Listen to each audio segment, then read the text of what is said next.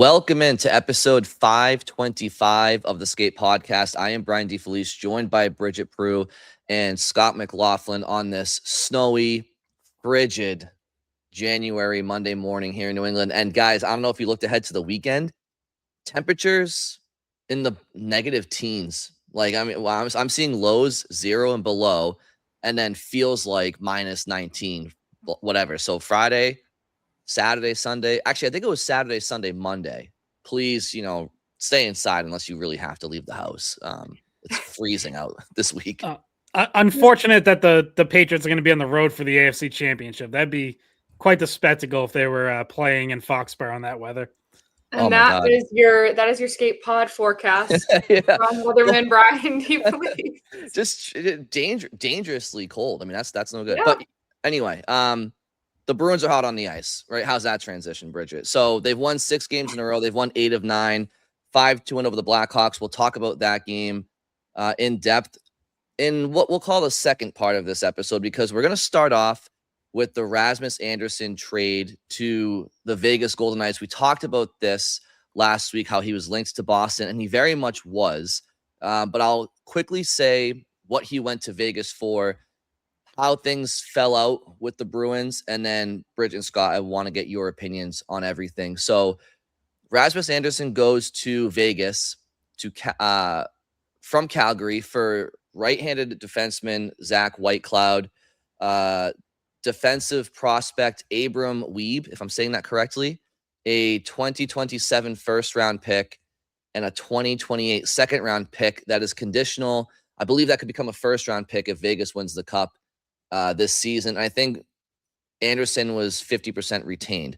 The big thing here is that there's no extension in place right now regarding Rasmus Anderson, and that's important to note because that has a lot to do with why it didn't work out with Boston. So on 32 Thoughts Monday morning, Elliot Friedman, and I'm paraphrasing here, but he basically said that Sunday morning, Anderson's camp was willing to go to Boston, but not with an extension in place. And that went for not just the Bruins, but anywhere. He was not willing to sign an extension right now with anyone. When Boston found that out, they said that they were no longer in the running. Now, there had been speculation that the package going to Calgary, if Boston were to trade for Anderson, was Mason Lohrei and potentially a 2026 first-round pick. Elliott kind of pushed back on that and said that it wasn't from what he's hearing. And again, Elliott's incredibly plugged in. He said it wasn't Boston's 26 first round via Toronto. He thinks it was more likely the better of their 2027 first round picks. So maybe some type of condition. And that's where things stand. So, if the Bruins were willing to send Lohrei and a 27 first to Calgary for Anderson with an extension in place, I think we all probably here think that's one thing, but the lack of extension turns Anderson into a rental for Boston, and that is bad business for the Bruins. Yeah, and the really, like, when this kind of hit a fever pitch as it related to the Bruins specifically was like overnight, Friday into Saturday, is when all of a sudden there really were like a bunch of rumors, but the real like insiders, your Friedmans, Dreggers, Pierre LeBruns, were kind of sitting it out until later in the day. But at that time, the rumored package was it was Lohrei, it was one of those 26 firsts, and Matt Patra was getting thrown in there. And, I checked with some people on Saturday, and what I heard was like, yes, the Bruins' interest is very real. Like, this is legit. But the actual package is like, there's still a bunch of pieces kind of being discussed. And so I think that lines up with what Elliot Friedman said Monday morning.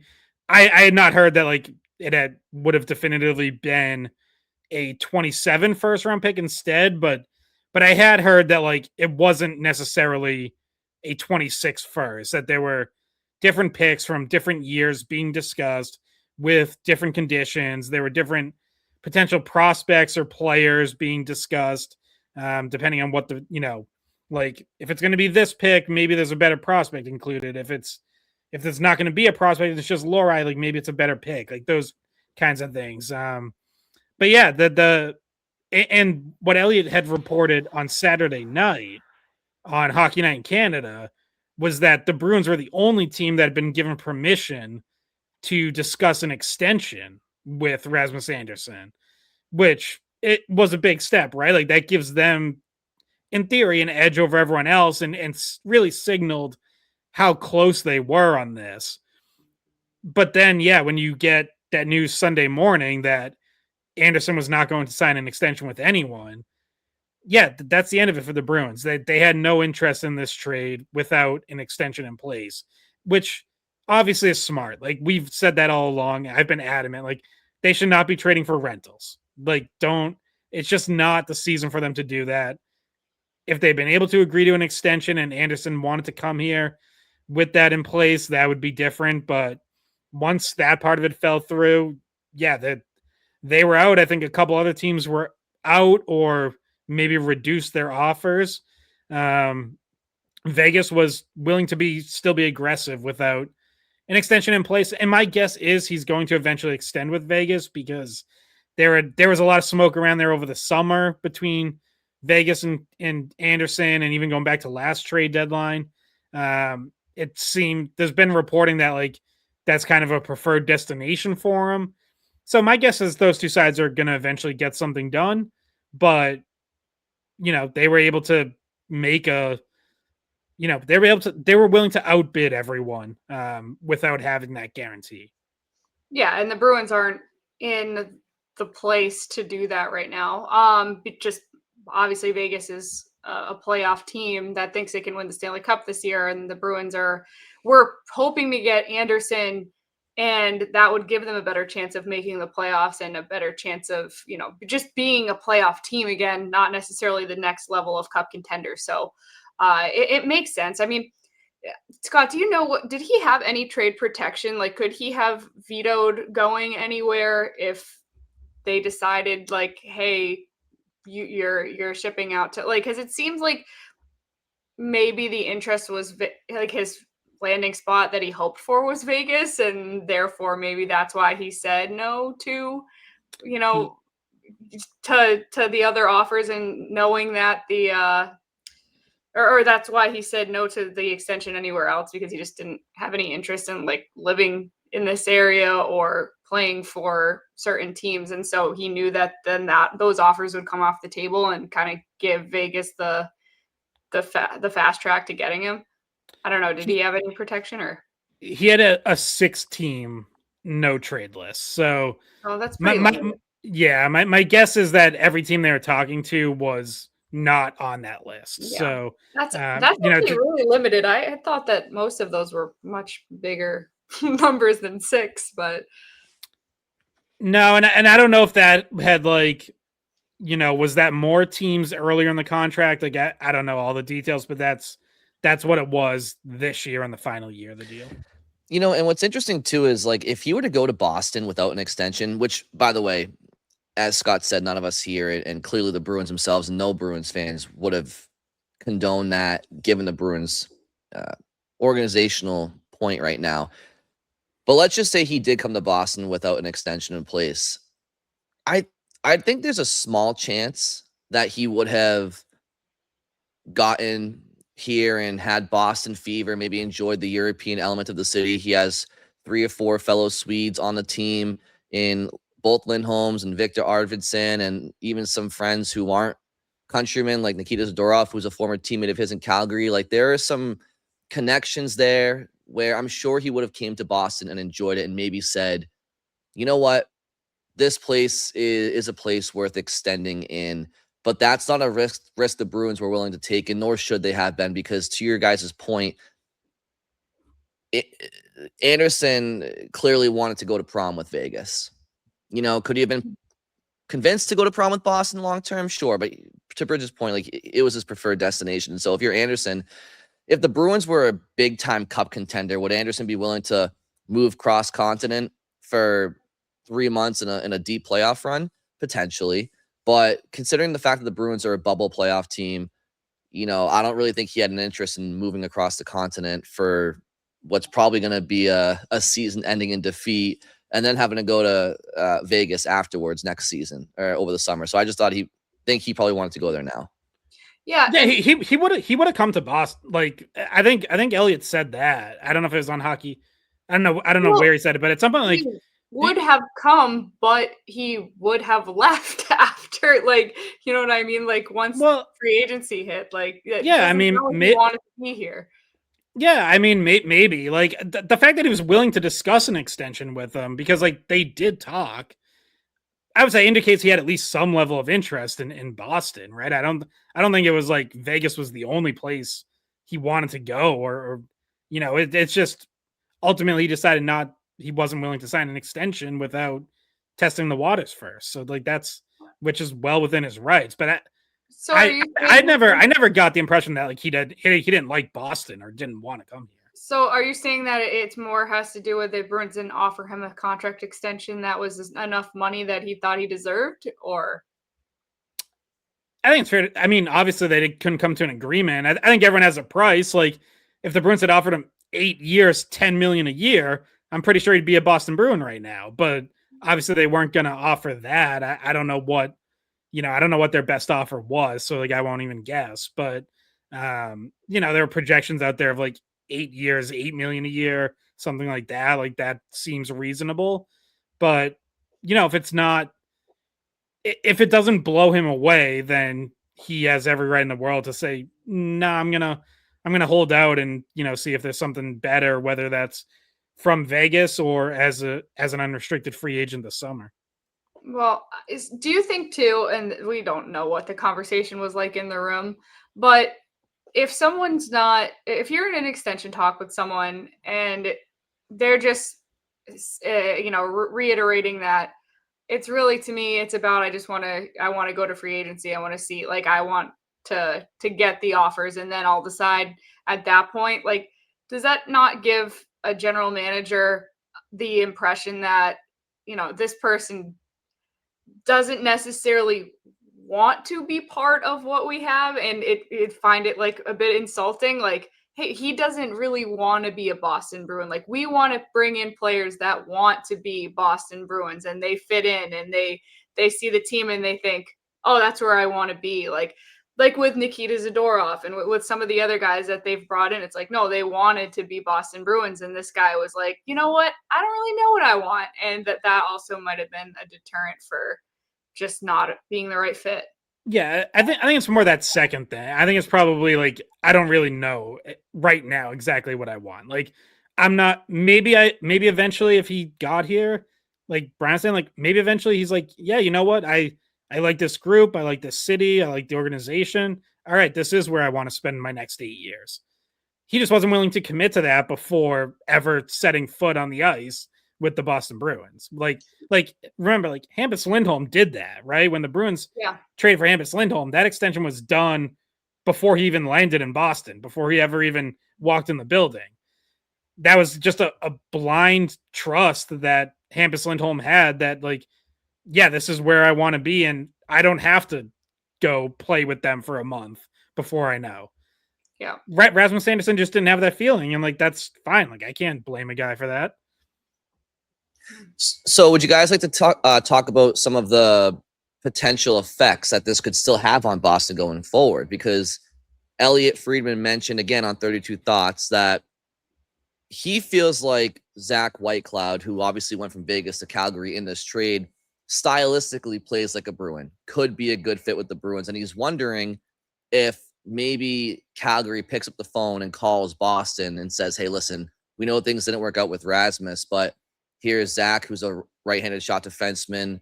Maybe we can make something work here. So he's not saying that's happening, but it's something that Elliot was wondering, and that could happen. And then the other thing is that a lot of teams around the league now kind of see what the Bruins may have had on the table for Anderson, which we'll call it Mason Lohrei and a 2027 first-round pick. Let's just speculate, I guess, unless Don Sweeney tells us that's so. We can't always ever say that it's 100% sure, but that's what the vibe is.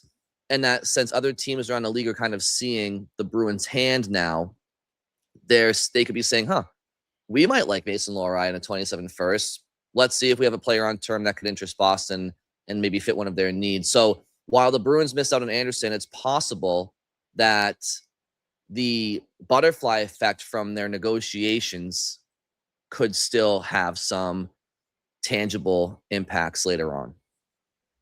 Yeah, and also the idea that Friedman kind of threw out there about flipping an asset for them to flip White Cloud to Boston, because it sounded like the reason why they gave Boston the negotiating rights, to talk to him about an extension, was it seemed like they were most that they liked Boston's package the most, right? Like it seemed like they liked their offer, and so maybe parts of that offer they still are interested in, even though they had to send Anderson in a different direction. Maybe they're still interested in Lohrei or who knows.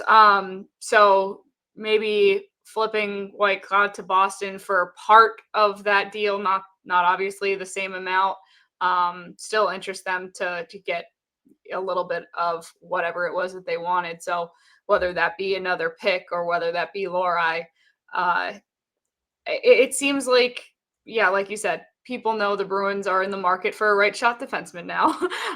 And they probably knew that beforehand, just looking at the roster and the depth that just really doesn't exist there in Providence either. So, yeah, I mean, what do you guys think? Do you think that the Bruins are going to go for another, make some more phone calls in different directions to try to see if they can fix this issue right now? Or do you think this was more of an opportunistic, oh, we hear he's going right now, like let's call and figure this out, and then it goes away, so now we're talking wait until later in the season or the off season?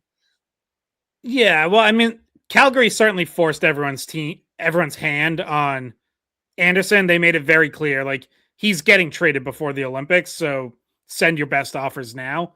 So yeah, that's why that got sped up. I don't know that I really totally get the Zach Whitecloud part of it, or why the Bruins would have any interest in him. Like, they already have Andrew Peeke and Henry Jokiharju as third pairing right defensemen, who you've been playing one or both of them up in the lineup in a pinch. Zach Whitecloud's the same thing to me. Like, he's a good third pairing right shot defenseman. You could, I guess, play him up on a second pair in a pinch, but like you already have, not that they're all identical players, but like you already have two defensemen like that. Like the whole reason to go after Rasmus Anderson is he was a clear upgrade over those guys. Like he is a legit top four defenseman all day long. Whatever, like I know, there were some criticisms of his game and, people tweeting out his analytics cards and all that. And we talked about those last week. Like I said, I like the player, but don't love him. But like, regardless of how much you like or love him, like he's a top four defenseman on every single team in the NHL. So that's why you were interested in Anderson. I don't know why you'd be looking for another third pairing right shot guy. That, and unless there's a trade connected to it where like Peake's gone, but then you'd still have Jokiharju and Whitecloud signed for multiple years, playing essentially the same role. Like I still don't really know how that would all work. Well, it kind of feels like, hey, Boston, we know you wanted a steak, but how about a burger? And it's like, don't be that team to like settle for anything less than what you were coveting, right? Or just, yeah, like if you get it, if you got the steak, great. If not, like, then don't get desperate, right? Now, if you're hungry enough, you'll take a burger, and the Bruins definitely are hungry enough on the right side of their blue line. There's no doubt about it, top four wise, but it does beg the question. Okay, so what's the play now? Is it through the draft? Free agency is not really dependable anymore for those top end players, so it's got to be through the draft. Which again, we hope that it could be, but that just means that your timeline might be a little bit longer than maybe Don Sweeney's hoping for.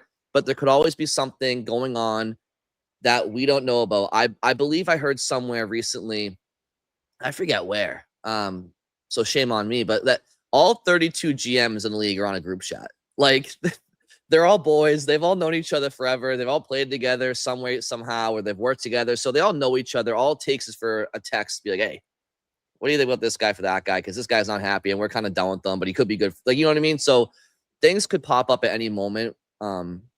It's just tough to tell from our vantage point because we have no idea. Yeah, I think Don Sweeney's going to like continue to work the phones between now and the deadline, but I could only guess at like where that ultimately leads. Like again, them trading away pieces is still very much in play. Them acquiring, whoever the next big fish is after Rasmus Anderson, like them being in play for that, I think is a possibility. But we threw out Robert Thomas last week. Like if he's actually going to be available, I could see the Bruins and approximately 27 other teams being interested. How about Jason Robertson? Yeah, same thing. Same with Jason Robertson in Dallas. Like if he's actually available, like yeah, you have to at least make a call and like see, hey, is there any chance of us matching up? And then, start negotiations. But again, there's going to be, I don't know, a couple dozen teams calling about Jason Robertson. So, like whether that ever actually ends up anywhere meaningful, who knows? But yeah, I don't rule out the Bruins trying to go big game hunting. Like I think there's some appetite for that kind of move. I mean, we just saw it. Like they almost got this done. If Anderson had agreed to terms on an extension, they probably pulled the trigger on that trade Sunday. Okay, well, I guess we'll put a pin in this for now. I mean, the Bruins definitely have a need in the top four for a right shot, bona fide top four defenseman. Right now, they're making do with a lot of lefties in the lineup and a lot of guys playing good hockey, right? But in an ideal world, you want that top four right shot-handedness shot defenseman. So it's not really something that they have right now. You have Charlie McAvoy organizationally, and then a massive, massive drop-off to Jokiharju and then Peak, who's on an expiring contract. So you do wonder, with the Anderson thing not panning out, and again, without the extension in place, it shouldn't have panned out for Boston. But Bridget just said something funny in the chat. I'll keep it between us three. But without acquiring Anderson, you do wonder, like, okay, so what's the next plan for Boston to try to solidify that right side? Is it the draft? Is it an overpaying free agency? I don't think we recommend that. Or is it another hockey trade? So we don't have the answers, but that's the $1 million question going forward on the right side. Robert Thomas, Jason Robertson, obviously those are top 6 forward fixes, which again is also an organizational need for Boston. But if we're talking strictly the right side of the blue line, top 4 wise, that question mark is still there. So no problem. Yeah. There's more podcast content in the future. Yeah, and that is like, it is one last point I want to make on it is because when news broke that Anderson was going to Vegas, it was on social media, people replying to me, replying to others, like a lot of like glad the Bruins didn't make this trade, glad they didn't get him, don't like the player, which again, like your opinion of the player is your opinion of the player. As I said, I like him. I think he would have been a very good second pairing guy here. I didn't love him. I didn't think you needed to sell the future for him. So in that sense, like, yeah, I'm fine with it falling through, but I would just caution people, like, it's not easy to find that top 4 right shot guy. It's not. Like, everyone's like, there'll be another Anderson available when they're ready to contend. And it's like, well, maybe there will be. Like, we can't predict the future, but there wasn't one available this past summer, right? Like, several teams were looking for them. There was none that made it to free agency, none that got traded. That's part of the reason why the Bruins re-signed Jokiharju, because it was like, well, better that than nothing. And I do kind of worry about the chance that they get closer to this summer, see no right shot defenseman really being available this summer, and then you re-sign Peak with kind of the same thinking in mind of like, well, this is better than nothing. And then you just kind of roll it back. And it's like,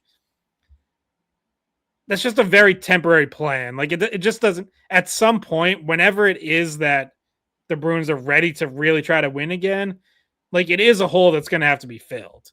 And it's not an easy one to do. So like, just just be careful with this idea that like, well, when the time comes, they'll just easily be able to find one. Mm-hmm. Yep. All right. So I think we're probably good to move along to part 2 of this episode, if you guys are good, which is the Bruins' recent stretch of play, because as I said earlier, they are red hot. They've won 6 games in a row. They've won 8 of 9, and they look really good doing so. They go down 2-0 in the first period, in a period to Chicago where the Bruins carried play. So let's touch on how they got into that 2-0 deficit, because it was kind of some misfortune in terms of a bad penalty on Nikita Zadorov on a play where he finishes a hit where he committed to it before Tyler Bertuzzi turned last second. I think on the broadcast, maybe Billy Jaffe or somebody said that it was the ref's like 42nd game officiating. So I think he's a first-year referee. Bit of a learning experience for him there. And then obviously Casey Middlestad gets tripped by old friend Nick Foligno inadvertently, but a trip nonetheless, and it gives Kaiser an opportunity to go right in and score on Korpisalo. So 2-0 Chicago, but Boston outplayed them in the first. And the remainder of the game continued to outplay Chicago, and it was 10 Bruins with a point, 5 with multiple. One of those multiple point scorers being Mr. Trade Rumor himself, Mason Lohrei, who not only had the 2 goals, but again, I just liked his defensive effort too. He was physical. He was strong on the puck in his own zone. Like, he's been playing better defensively. He still has those blunders in his game here and there, but like, I do think he's been getting better, especially in the right role and on the right pairing. So he kind of led the charge in terms of the Bruins in the back half of that game.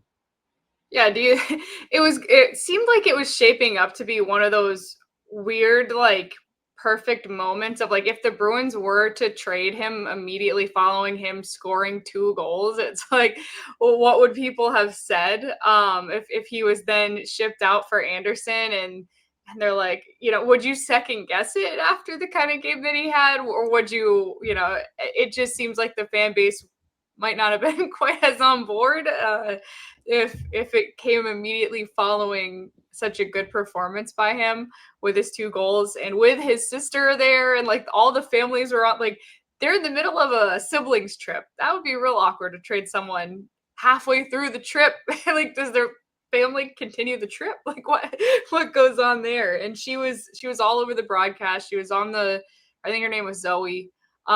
She was on the Bruins social media doing what Bell normally does, which is like the pregame, like, keys or whatever.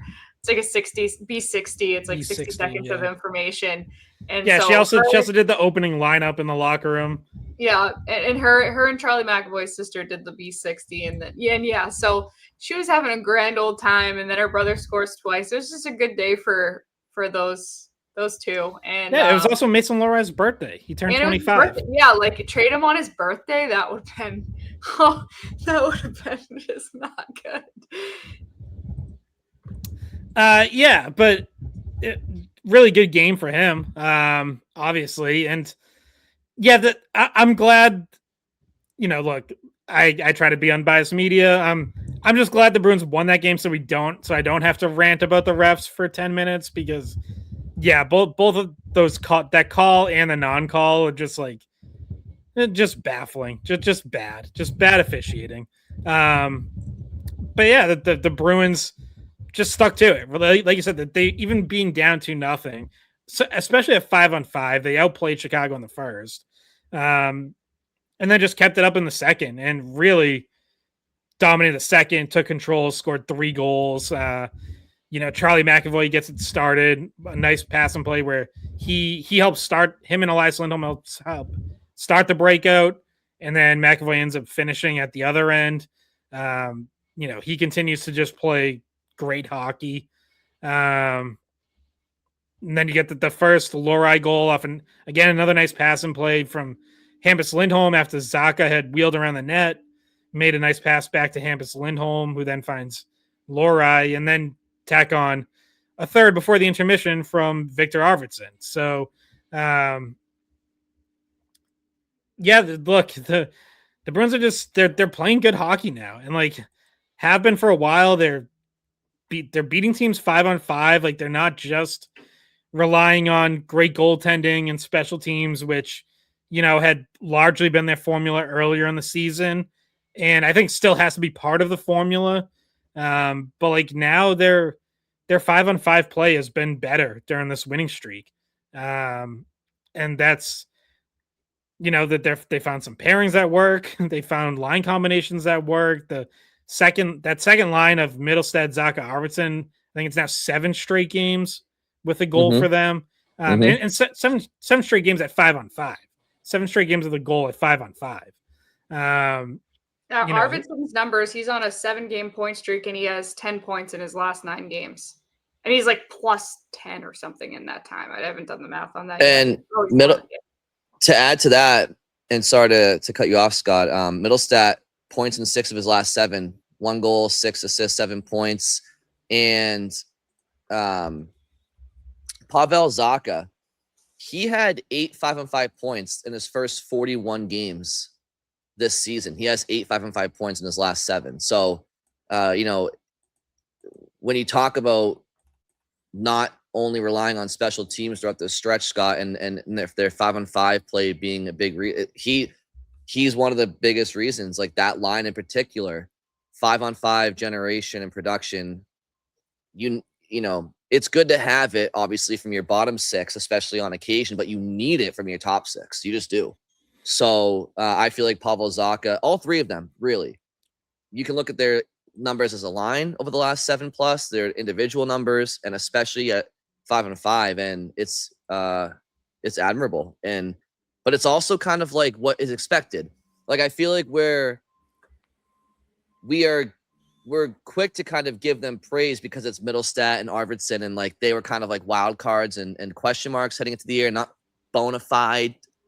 Well, Middlestat's like a fringe bona fide top 6 guy throughout his career, but because we didn't know what to expect from them, it's almost like we're pleasantly surprised that they're giving it to us. But players in those roles, that they kind of it's kind of part of the territory. It's part of the job for them. So it's like, guys, great job for doing it, but also like it's kind of thankless because it's like, well, it's what you should be doing in the roles that they're playing in.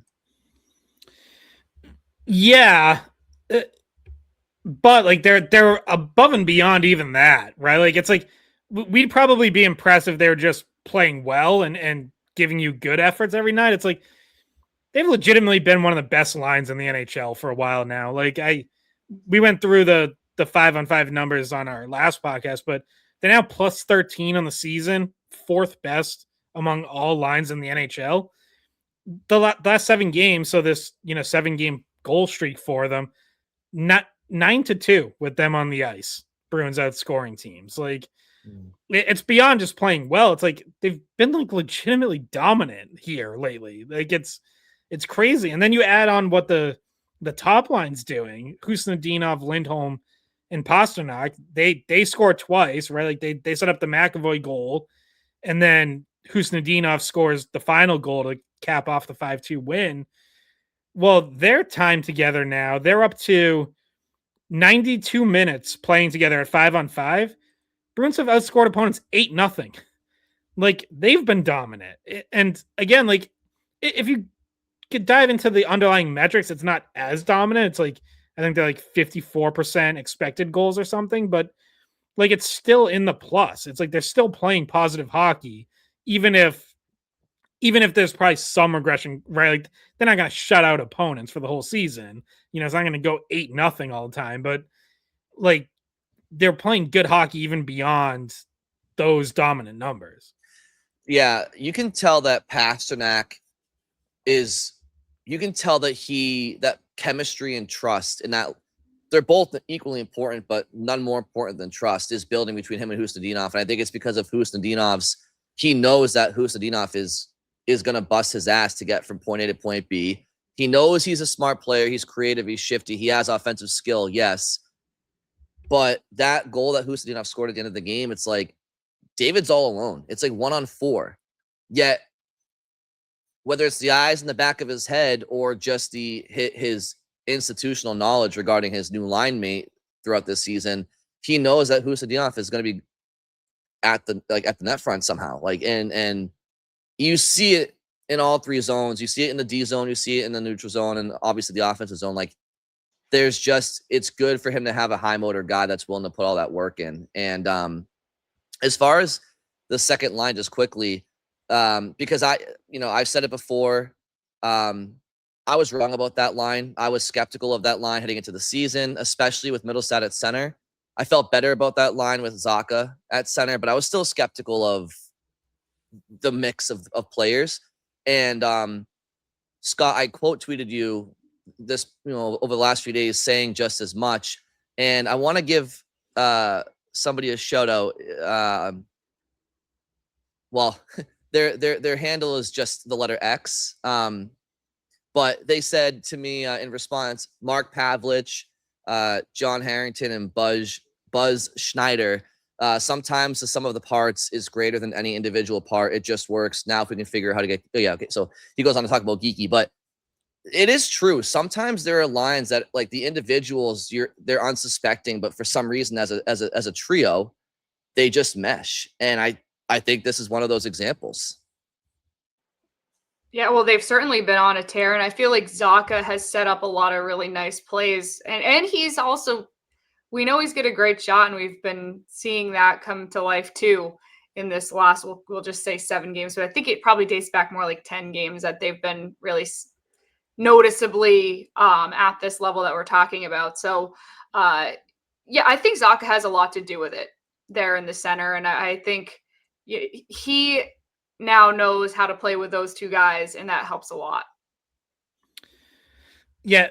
So Brian, you mentioned that, like, the second part of that tweet at you, because I saw that response was now just to get Geeky going. Yeah. It is worth mentioning, like, it's now 12 games without a goal for Morgan Geeky.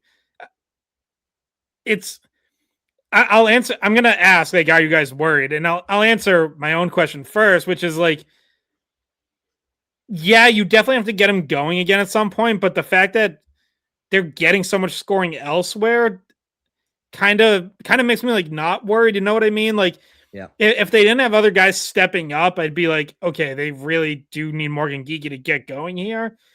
But I think because other guys are stepping up, because they're still scoring and winning, now 6 in a row, and we know Morgan Geeky has a newborn at home, and so, I'm sure he's wasn't sleeping much before they got out on the road. I guess, like, I'm allowing for a lot of slack here, but, like, it is fair to say that, yeah, they're going to need Morgan Geeky to start scoring again at some point. Well, last time they were on their win streak, remember, Pasternak was hurt. McAvoy was hurt for part of it. Like, they were still winning when those two were out. And I remember I was on Hockey Hub, which I actually am on later today again after I fix this situation. But we were talking about how, all right, how is it that they're still having success with those guys out? Well, Geeky's just been scoring 2 goals a game, right? Like, and Steves was on a heater too at the time. So during that win streak, different players were the ones that were finding the score sheet and picking up the rest of the team. And this time around, it's different people. It's Husadinov, it's Arvidsson, it's Zacha. Yeah. You know what's interesting is, and you're right, Bridget, what's interesting is that Geeky has 3 assists, 3 points in his last 12 games, and he is still second on the team in scoring by, I want to say, a 7-point margin. So it goes to show how insane he was the first few months of the year. To answer your question, Scott. If Husadinov has more 4-goal games, that's not going to last. So. Well, no. We all expect more of those. So your days are numbered there, Morgan. But to answer your question, Scott, am I worried? I'm not, because I feel like he just needs to get one. He needs to get that one. And I think once he does, he'll start to feel better about himself, and then 2 will come and 3 will come. I know that Geeky has been asked. In fact, I think you even asked him, Scott, a few weeks ago, which again speaks to the slump he's been in, because he was already kind of in one, about the pressure of being in a goal slump, now that you have established yourself as a goal scorer, whereas in years past you hadn't really established yourself as such. And he talked about it. It's telling because that he's feeling it, because he normally wears black tape on his stick blade, and he's been switching it up to white lately, which again, it's just a superstitious sign. Try saying that 5 times fast. Holy smokes. That he's trying to change something up to find the back of the net. And Pasternak found him. I think it was a power play for what would have been an empty net one-timer goal against Chicago. The goalie was beat dead to rights, and Morgan's stick just snapped in half, and he wasn't able to get the shot off. And to me, it's like, that's just how things are going for him right now. So, do I expect him to get back to the scoring pace he was at before this slump? Not necessarily, because I think that was it. We may look back in time and say that was the best scoring stretch of Geeky's career, possibly. To be on pace with Nathan MacKinnon, in goal scoring and being one of the top goal scorers in the NHL for a calendar year is no easy feat. But he's not what he's been the last 12 games. So I just think he needs to get back to finding the score sheet via a goal, and I think you'll start to see his game come back. But then he's going to have another challenge of the Olympic break and having to reestablish that momentum if he does get back on track before then. So, but I'm not worried. I just think he's going through it right now. And it's just a matter of, to me, when, not if, he breaks out of it. Do you think it has anything to do with the line combinations being what they are? I mean, obviously, when he started the season, he was with Pasternak. He was doing well. But then, like I mentioned, Pasternak was out for a little bit.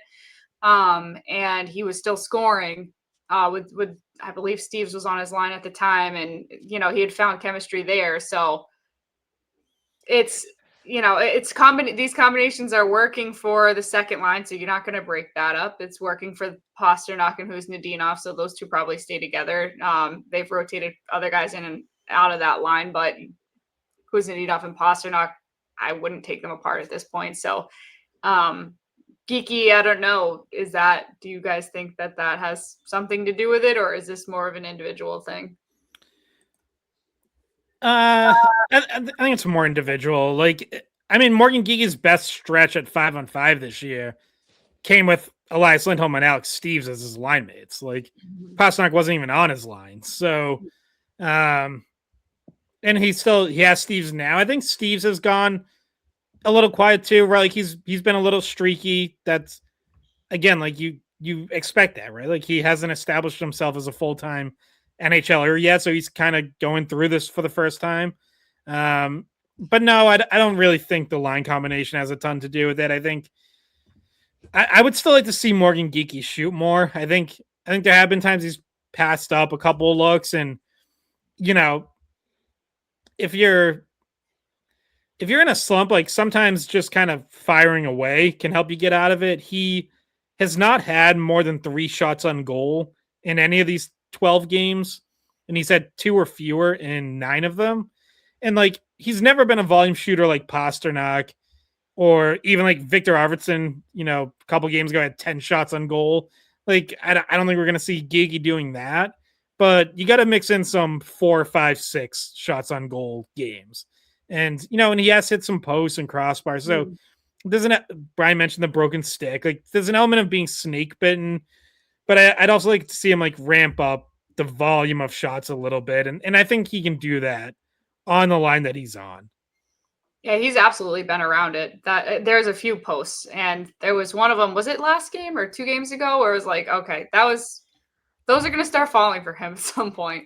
And he's been close. It's not like he's playing poorly. It's just, it's not ending up in the production that it had earlier in the season. Yeah, I think the biggest line mate he's missing right now is confidence. That's the biggest problem for him, is once you're in a slump like this, it's tough to get out of it until you do. And then, like I said, once he does, I think he'll start to feel much better, and you'll see the production tick back up. A couple final thoughts for me before we get out of here regarding the Blackhawks game is, number one, after a brief removal from discipline against Seattle, Boston once again back to being disciplined against Chicago. They only took that 1 penalty, And as I mentioned off the top, it was the Zadorov penalty that I think was a bad call. So I'm not saying the refs didn't miss some for both teams. Maybe they did, but one penalty for the Bruins where Chicago, they killed it off. They did give up the goal right after. It was one of those like kind of. Yeah, Zadorov was like stepping out of the box. Yeah. You could see him like getting on the ice as the goal happened. I've also, and this wasn't right after that power play goal against, this was, I think, after the non-call, but I've never seen Sturm this season as heated as he was on the bench in that game as when he thought there were a few officiating mistakes and he was just giving it to him. And then the whole time Zadorov was getting brought to the box, he was like trying to explain like, what the hell was I supposed to do in this situation? Like, but yeah, the officiating was noticeable and it brought out something in Sturm that we hadn't seen yet that I think a lot of coaches have, but he had been, he'd been pretty patient. It probably because earlier in the season they were accurate. Like they were going to the box 5 times a game or whatever, but it was all, they really did do those things. So it is this time it finally wasn't their fault, and so he lost it. But it is funny too how the refs only called 2 penalties all game, and yet they still get bashed. It's like being an official is just such a thankless job. It's like you do a good job and no one says boo. You make one mistake and people are like, "You guys are brutal." It's like we only called 2 penalties all game, but hey, they in this case it was about it was the the bad call on Zadorov, but then it was the call that they didn't make on Foligno. So sometimes it's the calls that you don't make that are just as scrutinized. Scott, any thought on the officials? Oh no, I'll save it. I only have so many reference in me throughout a season. I got to save them for when it actually impacts the final results. You don't want to water it down. Yeah. Then people will be like, he's always complaining. We don't believe him. But I did want to say before we go, the just to check in on the standings, because the Bruins have won 7 of 10, right? So or 8 of, they're 8-1-1, right? They won 8 of 9. Yeah. So I'll pull up the standings just so I have it in front of me. The only team that's done better in the last 10 games is the Lightning, who are first place, and they're 9-0-1 in the last 10 games. But the Bruins are 8-1-1 on a 6-game win streak. And they're in 7th in points percentage.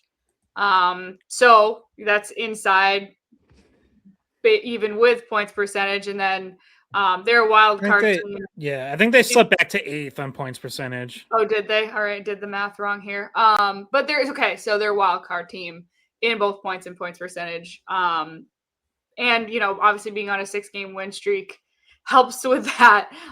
Can they keep it going? And I wanted to point out that once again, so they're going to play Dallas on the road on Tuesday night at 7:30, but then they come home and they play Vegas. So they keep playing the teams that have these big trades right after they make the trades. And Vegas is hot right now too. So wait, let me pull up there. Dallas, however, not hot at all. They are struggling. 6-2 in their last 10. But you got a big one on Saturday at home against Montreal too. Now I know they haven't had a sexy trade, but they're pacing the Atlantic, I think, right behind Tampa Bay. So they embarrassed you in your building last time you played. Yeah, that was bad. Vegas is on a 7-game win streak, so we'll see where they're at when they play the Bruins. This is a big test. This is a big test for the Bruins this week. Big test. I saw this. Here's a crazy stat. So this is from Nick Alberga, who covers Toronto. Since December 23rd, so almost a full month now, going back to before Christmas, the 6 best records in the NHL are all in the Atlantic Division. Saw that, yeah. It's crazy. Toronto 9-1-3, Buffalo 9-2-1, Tampa 9-0-1, Montreal 8-3-2, Boston 8-3-1, Detroit 8-3-1. Those are the 6 best records in the NHL since December 23rd. And that is why this year the playoff race is really weird, and it has been the entire year. The Bruins are starting to gain a little bit of separation from some teams, though. Like there's a couple of teams in the East that are starting to fall 3, 4, 5 points beneath some of these wild card teams. So it's like Ottawa's starting to stumble, and some other Florida's like 3 or 4 points back. Like there's some others. I don't have the standings in front of me, but one last thing I wanted to say just real quick, Bridget, is Scott, you mentioned again, like reasons why the Bruins are playing well during this stretch, and it's not just special teams that they're relying on.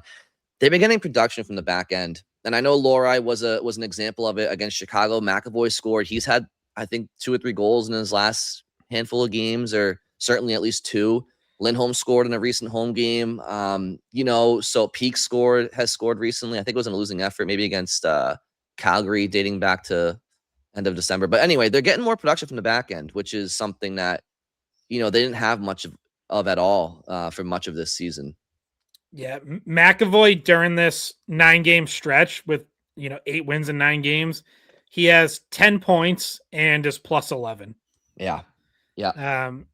And by the way, like worth touching on the pairings with Hampus Lindholm returning because he was back for this game. They kept Sturm kept the top 4 the same. He kept McAvoy with Aspero, Zadorov with Yogi Haru, and then put Hampus Lindholm with Mason Lohrei, with Lohrei playing his offside, moving to the right. So, pretty interesting lineup, but one that obviously for one game definitely worked.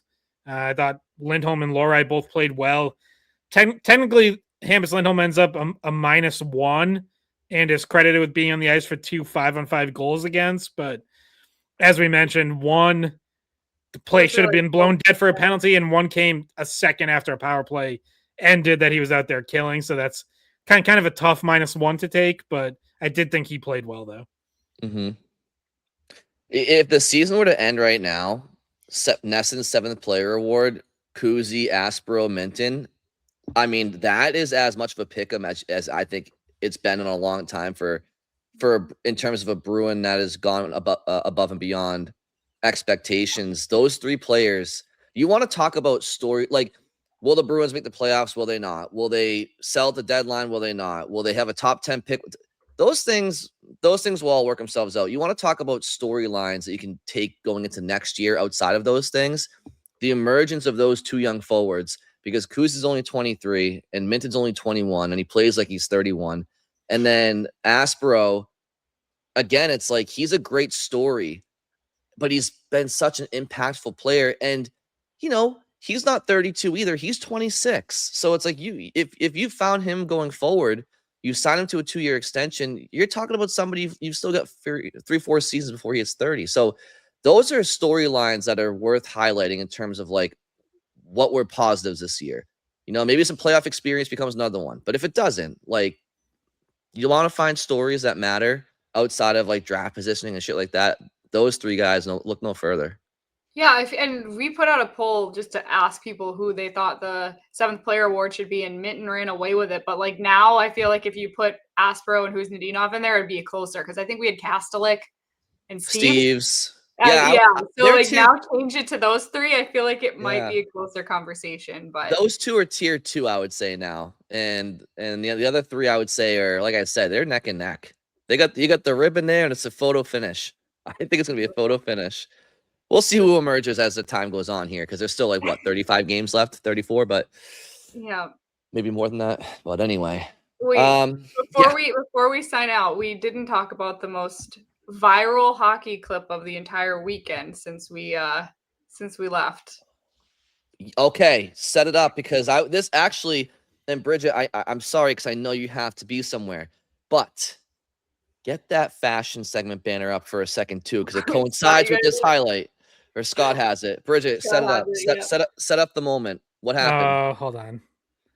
Wait, are we talking about the same thing? Because I'm not talking about fashion. I know what Bridget's talking about. I think you are on the same page. But we're on the same page. Okay, so I was at a hockey game on Friday. I was at a Guinness, just minding my own business, doing my job, interviewing people, doing my rinkside hits, when at some point in the 3rd period, I saw something that I haven't seen in a while. And I think originally said I hadn't seen it before, but then I remembered that I did see a hockey fight in college back when I was at school at UMass. Their captain fought for, I don't even remember what reason. I think it was my senior year, and he got suspended for a game. But here we are sitting in the third period, and you notice that Boisvert is kind of going at Connor Eddy, and it looked like they wanted to fight. They both get called for roughing. They end up in the box. They're screaming at each other in the box. They come out and they actually drop the gloves, and this videos went absolutely viral.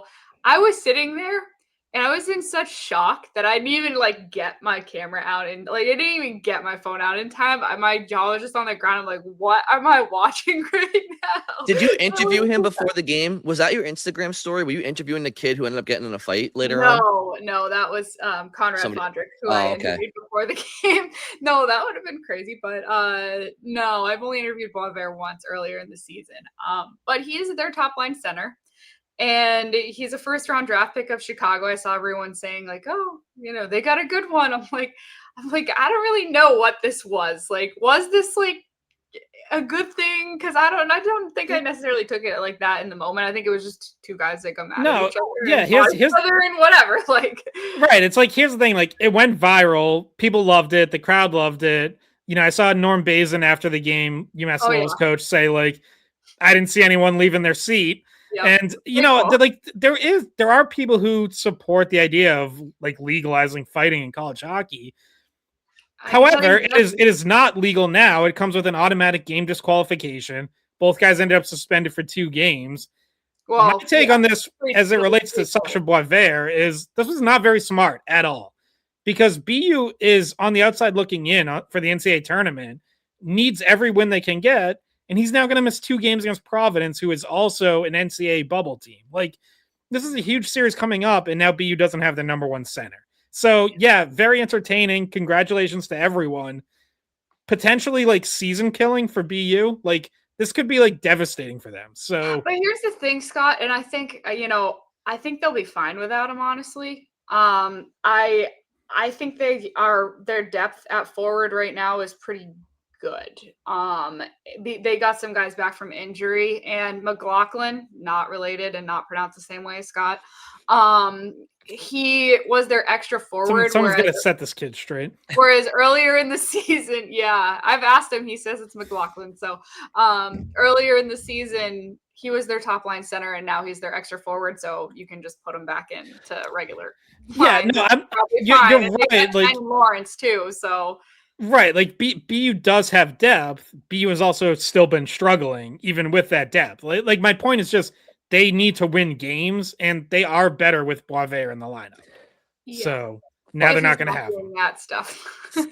Fun fact: before we started the skate pod, which don't look now, guys, we're talking about nearly 5 calendar years. Mm-hmm. I think this April, Bridget and I believe. I speak for myself. I think same with Bridget. Neither one of us had met Scott in person yet. It was only an email relationship. So to get the imaging for the show open, I think I remember I like didn't know.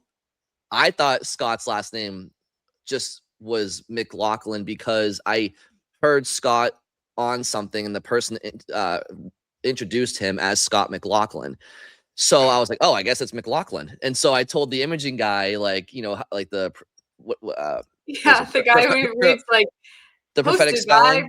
Yeah. And I sent it to you guys, and then Scott and the guy's like, and Scott McLaughlin. And then Scott like responded. He's like, no, this sounds great, but it's McLaughlin. And so I had to resubmit it for the guy. I'm like, I thought it was McLaughlin, but the other guy said McLaughlin. Okay. Fashion segment. Bridget. Scott, UMass Lowell needs to go to those retro uniforms full time. You want to talk about BU uniforms. You want to talk about North Dakota. You want to talk about Maine, certainly. And there's a lot of other ones that are unbelievable. UMass Lowell's retro uniforms, I would put up there with any elite uniforms in the history of college hockey. Please go to those full time. I don't know what generic Under Armour branding they have right now. I do because I saw it, but I don't like it. When you have a look like that in your repertoire, how do you not ice that full time? I'll give you the rinkside report because I was on the bench. I'm always on the bench for warm-ups, and so obviously I was very close to these jerseys up close in person, and they look great. But everybody was saying, "Oh, they ripped off the Rangers." I'm like, people can wear red and blue jerseys and it not be ripping off the No. Rangers, but no, they looked good. I was like, I don't know, guys, I think I like them. So They're Yeah. they're also the Rangers. By the way, it's the Rangers uniforms of like the 80s, 90s, not any time in the last. That's not the Rangers uniforms the last 25, 30 years. It's just the same colors. And yeah, UMass wore those uniforms decades ago. So it's like it's not a ripoff of it's a retro iteration of their own and also history. that is their color scheme. Yeah. That is their jersey color scheme is red and blue. What are so. do the Rangers have a copyright on red, white, and blue in hockey? Yeah. No, I mean, Yeah, well, and like just so if people didn't see it, and because I don't know how to get the photo in, so like I'm not going to bother with that. But it's Lowell written diagonally across the front, so like that's diagonal part similar to the blue Rangers jersey, diagonal red and white. okay, letters. fair enough. But if you're looking at the jersey piping and the sock piping, it's not the same design as the Rangers. Right. It is the Rangers design from the 90s, I will say. Like the mid to, I think it's like the 80s to mid 90s Rangers look. But the Rangers, yeah, they're like the Bruins. The Rangers have had multiple iterations of different jersey pipings and designs over the years. Very similar, always similar, but never the same.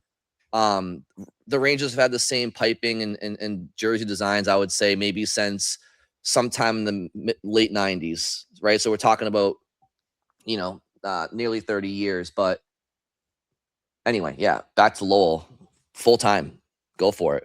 I like them. Yeah, they're sick. Also kind of reminiscent of like the 1960 USA hockey jerseys. I mean, when you go red, white, and blue, there's always going to be like, oh, it looks like the Rangers or the Canadians or USA hockey. Well, yeah, no shit. Like those are three very prominent hockey organizations: USA Hockey, the Rangers, the Canadians. I mean, come on. So I don't see people being like, oh, that's the Red Wings every time you see red and white. I mean, maybe with BU. BU and Detroit literally had the same uniform template for like the longest time up until I'd say I feel like when BU beat Ohio back in 2009, Miami of Ohio, that's kind of when they started wearing like the two stripe look around then, and then they've kind of like they've gone more towards that really since then as their full-time look. But before that, like BU and Detroit were pretty much unrecognizable or undistinguishable outside of the logo.